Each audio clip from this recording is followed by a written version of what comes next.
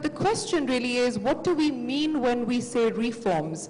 The idea, in a very, very simple way of stating what a reform should mean, is that it is an improvement over a better system. It's an improvement over a previous product. It's an improvement over a previous system. If that is the idea and the objective of a reform, what does India really need at this point in time? I think we often get confused when we talk about reforms as very simplistically boxing them into FDI-related reforms.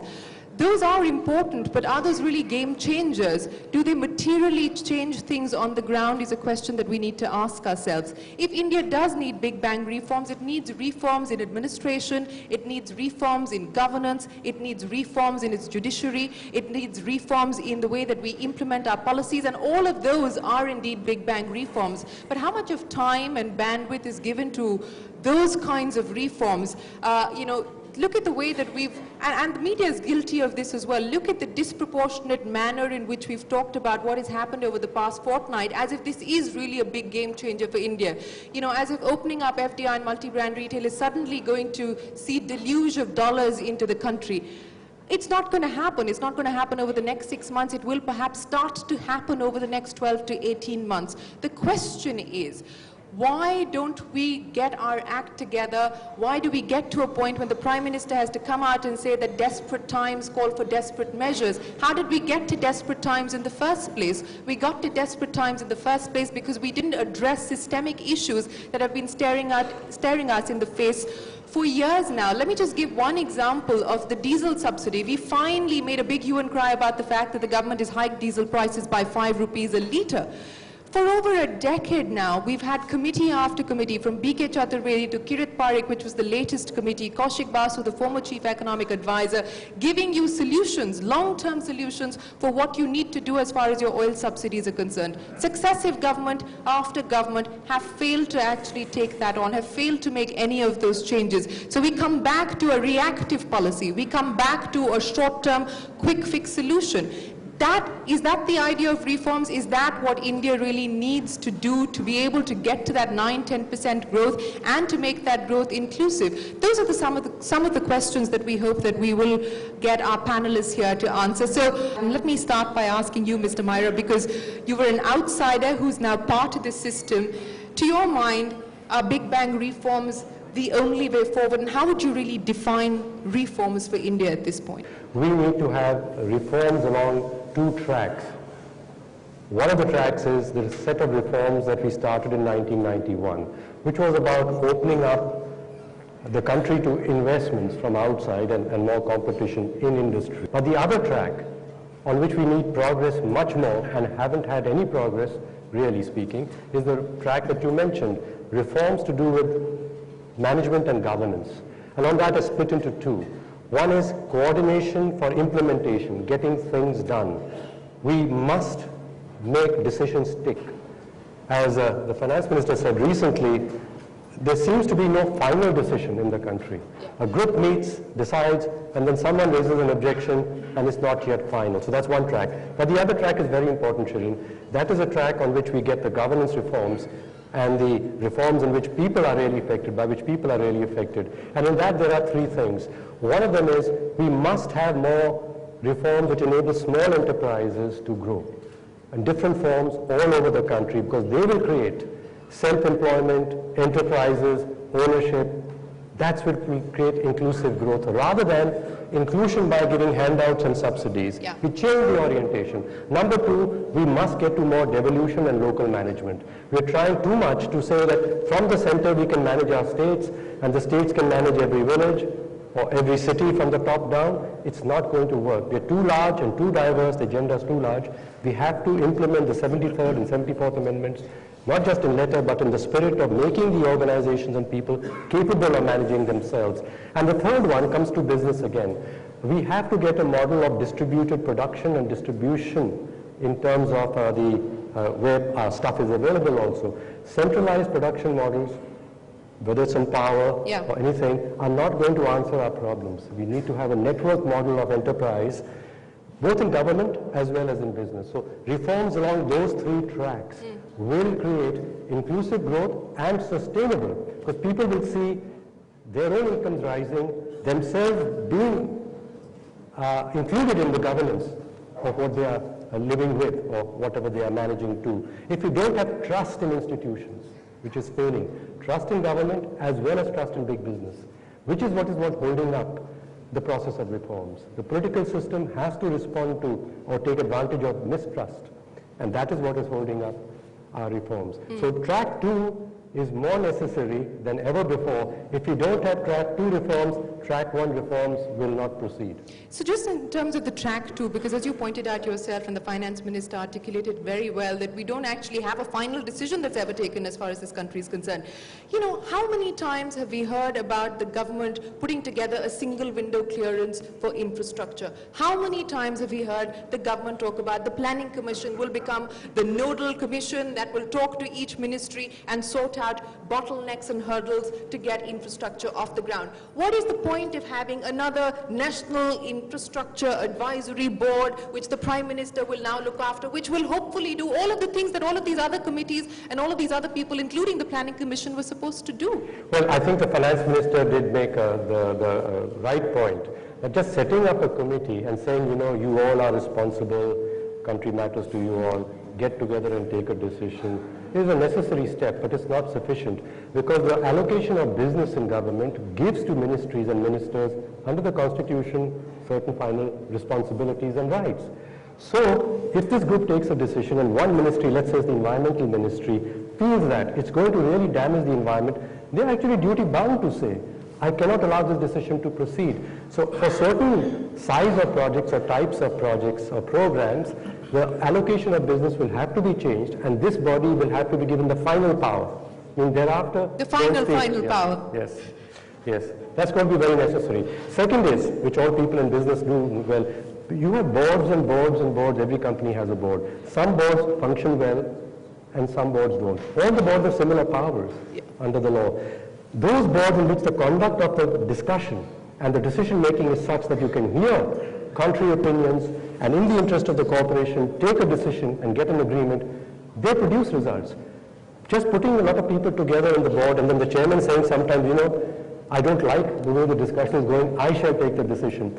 There will be a reaction afterwards from that function or that division which says, we don't think it was the best decision. They will sabotage it in some way. So this is another thing that we need to learn, is how do you conduct a discussion and have a decision, which is a useful decision.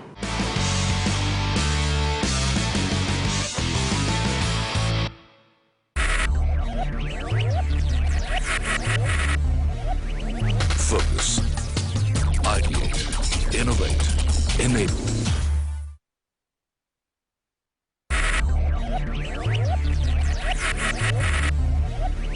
Focus, ideate, innovate, enable.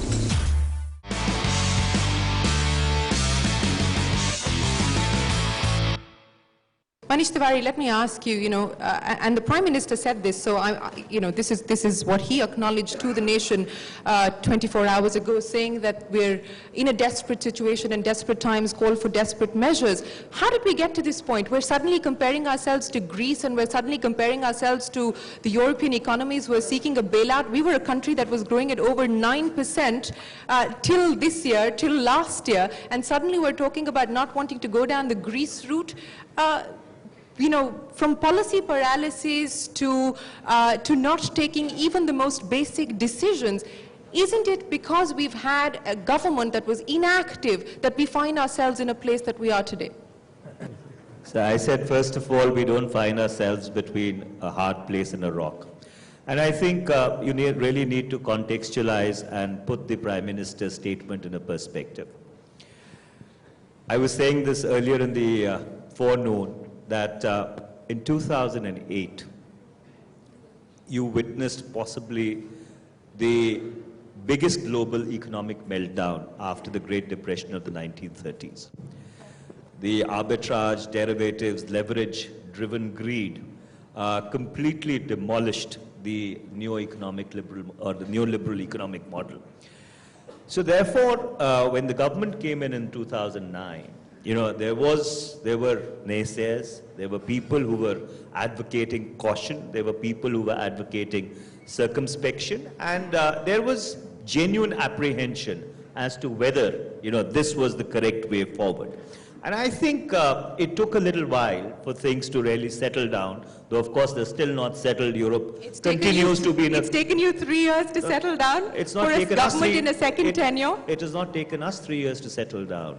I think it has taken the global economy time to reconcile to the crisis and try and map a way forward. And as we speak, that still has not happened in the case of Europe, or it's still not happened in the case of the US, which is reeling under a $14 trillion deficit. It's not happened in the case of a lot of other producing economies, which are tanking because the consuming economies have gone down. So therefore, India is really not isolated from the global context. So under those circumstances, you paused, you introspected, and then you said that, yes, you've consolidated and you must go ahead with the second wave of reforms, and that is where you are. And that's why I think with the point which Mr. Mehra was making was absolutely correct. When you look at India, you don't look at India as a monolithic entity.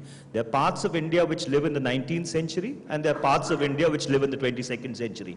And as a government, when you have to address this diversity, there is no one size fits it all. I agree So therefore, you require different techniques and different instrumentalities of intervention which address specific issues. And that is why, over the past 8 years, the biggest thing which the UPA government has done is it has built a rights-based entitlement structure whereby information, whereby education, whereby food and employment is guaranteed by the law. So therefore, on one hand, while we are trying to stimulate growth, you may accuse us that we should have done something in 2009, which we've done in 2012. But on one side, while we are trying to stimulate growth, on the other side, we are also taking care of equity, because if that equity is not taken care of, you will have a situation whereby those people are going to steamroll all the growth that you're trying to get out of the system.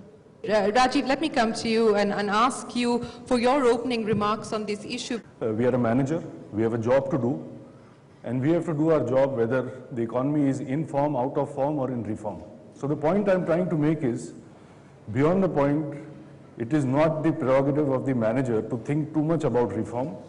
We don't work on the system, we work in the system, and whatever be the system, we have to produce the best results relative to competition. So I think while we can always make a case for big bang reforms, there's a lot we can do ourselves. As Mahatma Gandhi said, we must be the change we want to see in the world. So let's start with each one of us. The reforms will come in time. Chandra, opening comments from you before I move on. I think we need to ask ourselves the question, if India has a huge potential, how do we make it as an exciting place so that we can realize that potential? That does not require once in a while big bang action. That requires basic things, that requires a culture. I think to Rajiv's point, growth is a culture. We need to fundamentally believe that we have to grow, and India is probably the only country which has the opportunity to play a 2020 game. Absolutely, we need to get our act together. Sanjeev Goenka, what do you think can be done in order for us to have a more certain, to have a more consistent and a growth culture, as Chandra was talking about? Quite honestly, I think we need to move away from the politics of opposition. Opposing for the sake of opposing is wrong. One must oppose if you fundamentally oppose a thought. We need a reformation of the mindset. We need to get away from a situation where the government needs to micro-regulate everything to a situation where the government controls things at a macro level. From one of being regulation-oriented to one of being facilitation-oriented. But having said that, we in industry, I think there are enough examples of companies which have performed. There are enough examples of companies which have grown. And there are enough examples of companies which will continue to grow. So I think, yes, we may have certain demands, we may have certain desires, but it is not as if industry is not and will not grow.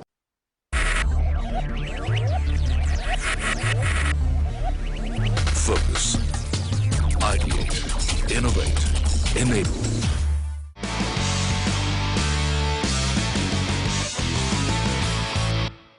But Mr. Myra, I think it comes back to the basic question, is there an idea for India? Is there an idea of India? The 12th plan has articulated what we would like to see as far as the India story is concerned, the areas of focus, the areas of priority. But what comes of it if year after year, plan after plan, that idea of India remains only on paper? How do you ensure that that idea of India is actually translated into reality?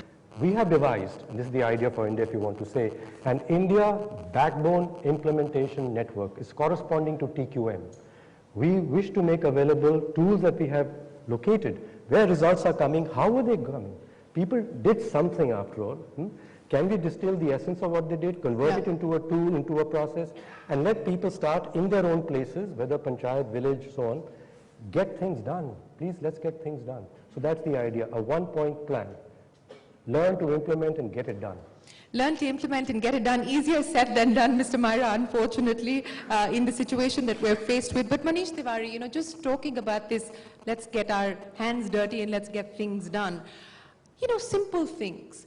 I'm not even talking about the controversial stuff. Education, for instance. We cannot decide whether we want in our country education to be for profit so that we actually can sort out the supply-demand constraints that this country is faced with, or we want to continue to constrain the education sector so that people are lining up outside schools and colleges, people have nowhere to go and are being forced to look for education outside of India. This has been something that your government promised they would find a solution to, and yet, session after session, we haven't even seen the bill being moved in Parliament yet. We have no discussion on between various arms of the government. The Human Resource Department sees it one way, the Planning Commission sees it one way. This is education we're talking about. Can't we at least agree on the basics?